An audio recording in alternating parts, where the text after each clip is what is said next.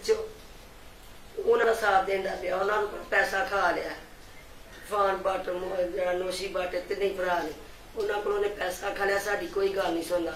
बल्कि जेडे दो बंदे फड़े ने उन्होंने ऐशो अरमान दिता वे, कोई वो ज्यादती नहीं उन्होंने करता। उन्होंने कमरे सफाई करके उन्होंने देंदा, खाना अपने घरों मंगा के उन्होंने देंदा वे, हवालात तो बार बार उन्होंने सुवांदा है।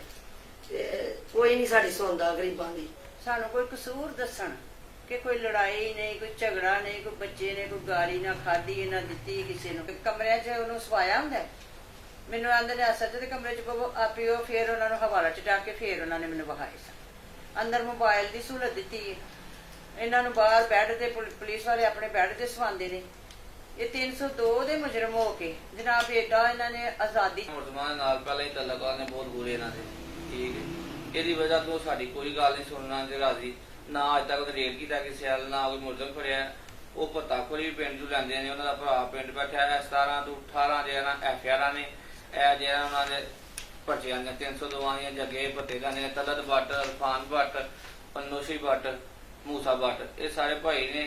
इन्होंने बिल्कुल बेगुनाह सारा भाई मारे ते उसदे आके ना फायरिंग जेना कर दी, बिल्कुल जायज कोई किसी किस्म की उन्होंने मेरी शिरा ने ਇਹਨਾਂ ਦੇ ਬੱਚੇ ਨੂੰ ਨਹਿਰ ਦੇ ਉੱਤੇ ਆ ਕੇ ਉਹਨਾਂ ਗੋਲੀਆਂ ਮਾਰ ਕੇ ਨਜਾਇਜ਼ ਕਤਲ ਕਰ ਦਿੱਤਾ। 3 ਬੱਚੇ ਨੇ, ਉਹਦੇ 3 ਬੱਚੀਆਂ ਨੇ।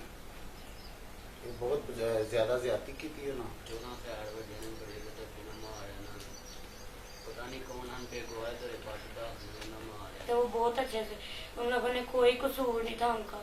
पता नहीं कौन इतना आके उनको बेदर्दी से मार गया था। 14 फैर लगे। हम 6 बहन भाई हैं, 3 बहनें हैं और 3 ही भाई हैं। हमसे बहुत बड़ा प्यार करते थे।